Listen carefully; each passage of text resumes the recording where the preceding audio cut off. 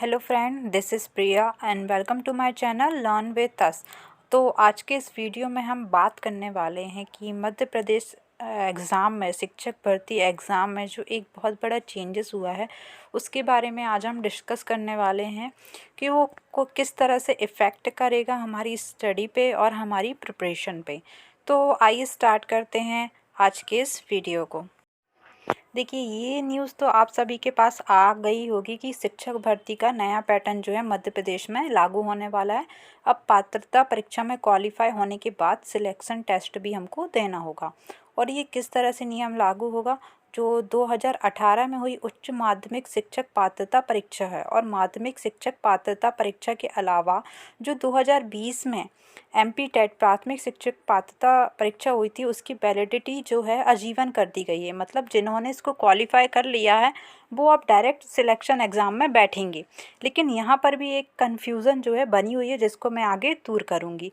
Okay, तो अब क्या होगा कि दो टाइप से यहाँ पे हमारा टेस्ट होगा। पहले आपको एलिजिबिलिटी टेस्ट मतलब पात्रता परीक्षा पास करनी होगी जिसमें मिनिमम क्वालिफाइंग मार्क्स होंगे आपके। ओके, देन उसके बाद जो भी पास कैंडिडेट होंगे वो सिलेक्शन टेस्ट देंगे जिसमें उनको रियल जॉब मिलेगी, फाइनल सिलेक्शन मिलेगा। तो आपको यहाँ पे फ़िल्टर आउट किया जा रहा है, मतलब जो सिंसियर कैंडिडेट हैं केवल उन्हीं के लिए ही जो है सिलेक्शन मतलब चयन परीक्षा का आयोजन यहाँ पर किया जाएगा।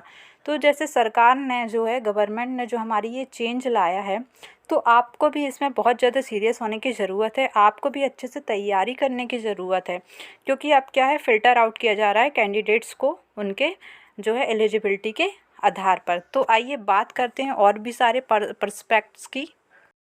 देखिए, जब एमपी गवर्नमेंट कोई भी चेंजेस लाती है किसी भी सिलेबस में, एमपी बोर्ड के सिलेबस में या किसी भी एग्ज़ाम के पैटर्न में चेंज लाती है तो कहीं से देख कर ही लाती है। ओके, ये बात क्लियर है। तो आप सबको जैसे पता होगा कि सीटेट जो है केवीएस वगैरह के एग्ज़ाम के लिए होता है, सेंट्रल टीचर एलिजिबिलिटी टेस्ट होता है एक।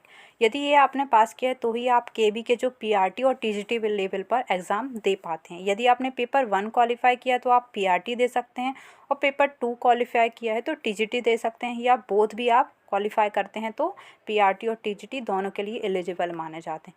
ठीक उसी तरह से यूपी टेट में भी होता है कि पहले एक पात्रता परीक्षा यूपी टेट होती है, देन उसके बाद जो भी इसमें पास होता है वो सुपर टेट देता है। वैसे ही राजस्थान गवर्नमेंट में होता है कि आर टेट होता है, उसके बाद रीट एग्ज़ाम होता है जिसके लेवल 1 एंड 2 होते हैं। तो अब सोचने वाली बात ये है कि जब एमपी गवर्नमेंट में ये टेट एग्ज़ाम लागू होगा तो वो किस तरह से लागू होता है, लेवल 1 2 के हिसाब से होता है या बस एक ही टेट एग्ज़ाम उसमें होने वाला है। तो इसके लिए भी आपको अपनी प्रिपरेशन इस तरह से स्टार्ट करनी होगी कि आपको आखिर तैयारी करनी किस तरह है। ठीक है, तो आप इन तीनों एग्ज़ाम का जो पैटर्न है, सिलेबस है, उनको ध्यान में रख कर के अपनी तैयारी को आगे कंटिन्यू कर सकते हैं। अब हम बात करते हैं क्वालिफाइड और नॉट क्वालिफाइड स्टूडेंट की। जैसा कि यहाँ पे बताया गया है कि 2018 में जिन्होंने एमपी टेट 1 और 2 का एग्ज़ाम पास किया था वो भी सिलेक्शन परीक्षा में बैठ पाएंगे। ओके, तो जो लोग पास कर चुके हैं उनका तो ठीक है। जैसे मेरे चैनल से बहुत सारे लोग जुड़े थे जो वर्ग 1 और 2 की तैयारी कर रहे थे आगामी नोटिफिकेशन के लिए। ओके, तो जो क्वालिफाइड हैं तो उनको अपना, या जो नॉट क्वालिफाइड हैं उनको भी अपना मोरल बिल्कुल भी डाउन नहीं करना है। यहाँ पे जो क्वालिफाइड स्टूडेंट हैं वो तो अपनी प्रिपरेशन को लगातार कंटिन्यूटी अपनी बना के रख सकते हैं और प्रिपरेशन को एज इट इज़ कर सकते हैं। बस यहाँ पे एक डर है कि सिलेबस किस तरह से हो सकता है। तो आगे मैं आपसे डिस्कस करने वाली हूँ सिलेबस के बारे में कि हमारा सिलेबस किस तरह से हो सकता है।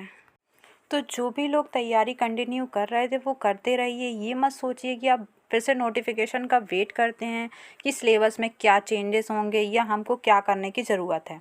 ओके, और जो नॉट क्वालिफाइड स्टूडेंट है उनको क्या करनी है, उनको तो अभी से और भी ज़्यादा प्रिपरेशन स्टार्ट करने की ज़रूरत है क्योंकि पहले उनको क्या है, जो टेट मतलब पात्रता परीक्षा है उसको पास करना पड़ेगा, देन उसके बाद वो सिलेक्शन जो है एग्ज़ाम में बैठ पाएंगे। तो आपको क्या करना है, स्टार्ट विद जनरल सब्जेक्ट। जो भी जनरल सब्जेक्ट होते हैं हमारे, हिंदी, इंग्लिश, रीजनिंग, जीके, और जो हमारी पैडागॉजी होती है उसको आपको बहुत ही अच्छे से तैयारी करने की ज़रूरत है क्योंकि आप जो क्या है, जो पहले से तैयारी कर रहे हैं उनसे भी थोड़ा पीछे हो गए हैं। ओके, तो आपको जो है उनसे आगे निकलने के लिए क्या करना होगा, आपको अपने जनरल सब्जेक्ट्स को भी स्ट्रॉन्ग करना होगा, क्योंकि वो लोग जो हैं पहले से पास किए उनके जनरल सब्जेक्ट तो अच्छे होंगे ही, तभी तो उनने उस टेट एग्ज़ाम को पास किया है। ओके, तो आपको क्या करना है, नॉट क्वालिफाइड स्टूडेंट के लिए मेरी यही सलाह होगी कि अपने जनरल सब्जेक्ट की तैयारी अभी से कीजिए। आपके पास अभी अच्छा टाइम है, क्योंकि अभी सीटेट एग्ज़ाम है, वो भी होने वाला है। तो यूट्यूब पर बहुत सारे लोग उसकी प्रिपरेशन भी करवा रहे हैं, तो आप वहाँ से उन प्रिपरेशन को कर सकते हैं। देन उसके बाद KVS की वैकेंसी भी आई हुई है, तो उसकी भी लोग प्रिपरेशन करा रहे हैं, तो आप वहाँ से भी उसकी जनरल सब्जेक्ट की जो है प्रिपरेशन यूट्यूब से कर सकते हैं। ओके, तो आप भी अपनी कंटिन्यूटी को हमेशा क्या है, एक जैसा बनाए रख रही। अब बात करते हैं हम सिलेबस की, कि सिलेबस हमारा किस अकॉर्डिंग हो सकता है और उसमें क्या क्या चेंजेस हमें देखने को मिल सकते हैं।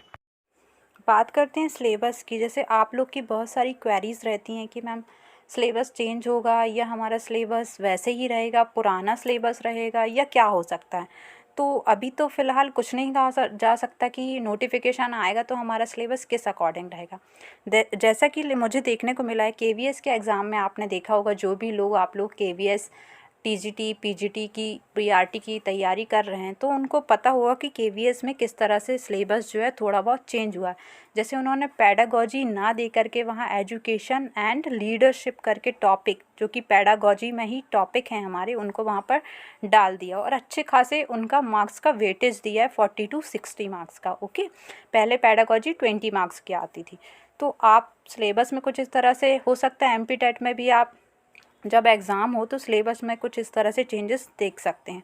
और सेकंड बार जो भी लोग मेरे साथ जुड़े हुए इंग्लिश लिटरेचर की प्रिपरेशन में, तो मैं यहाँ पे भी एक बात बोलना चाहूँगी कि KBS में जैसे सब्जेक्ट कंसर्न में चेंजेस हुए हैं कुछ कुछ। क्यों चेंजेस हुए हैं, क्योंकि और हमारे यहाँ हो सकता है और भी चेंजेस हों। क्यों, क्योंकि MP टेट जो MP बोर्ड की जो बुक्स होती थी उनको NCERT और CBSE में कन्वर्ट किया गया। ओके, वहाँ से उनके जो पूरा थीम है उठाई गई है। तो वहाँ पर भी जो लेसन्स होते हैं, जो हमारे 11 12 या 6 to 10 तक की जो बुक्स होती हैं, उनके जो लेसन होते हैं उनमें भी काफ़ी चेंजेस हो गए हैं। तो आपको एक बात वहाँ भी नोटिस करने की ज़रूरत है कि मैं अपनी प्रिपरेशन कैसे करूँ, पुराने टॉपिक के हिसाब से करूँ या नए टॉपिक के हिसाब से करूँ। ओके, तो इसके लिए भी मैं एक वीडियो बनाऊँगी कि आपको प्रिपरेशन किस तरह से करनी है सब्जेक्ट की। फ़िलहाल आप क्या कर सकते हैं कि अपने जो बेसिक हैं उनको स्ट्रॉन्ग करिए बहुत अच्छे से। देन उसके बाद क्या करिए, 11 12 की जो NCERT उन पे फोकस करने की कोशिश करिए। आपको जो न्यूज़ डेली आती रहती हैं, मोटिवेशन एक हद तक बहुत ज़रूरी है, लेकिन डेली मोटिवेट होना ये अपने आप में कोई समस्या ही है कि आपको डेली मोटिवेशन की ज़रूरत है। ओके, तो जो न्यूज़ आ रही है इनसे आप घबराइए मत, इनका बहुत अच्छे से एनालिसिस करिए, उनको समझिए कि आखिर जो आजू बाजू हमारे चेंजेस हो रहे हैं उन चेंजेस को देखते हुए हमारे यहाँ जो है MP टेट में क्या क्या चेंजेस फॉलो हो रहे हैं और क्या क्या हो सकता है। क्योंकि MP वाले जो हैं कहीं अलग से एक सिलेबस ढूंढ के नहीं ले आएंगे, ठीक है, कोई एक ऐसा अनोखा पैटर्न फॉलो नहीं करा देंगे। वो भी आजू बाजू को देख कर ही जो है पैटर्न को फॉलो करते हैं और सिलेबस को चेंज करते हैं। ओके, तो ये सारी दिक्कतें जो हैं आपको हो सकती हैं। तो आप जो है अपनी प्रिपरेशन इस तरह से जो है प्रिपरेशन स्ट्रेटजी बनाइए और उसको फॉलो करिए और अपनी स्टडी को जो है कंटिन्यू लगातार करते रहिए। आई होप कि आपको मेरी बात जो है समझ में आई हो कि मैं क्या बताने की कोशिश कर रही हूँ और आप अपनी स्ट्रेटजी को किस प्रकार से जो है प्लान कर सकते हैं। यदि आपको मेरा वीडियो पसंद आया हो तो लाइक शेयर एंड सब्सक्राइब ज़रूर करिए। Thanks for watching.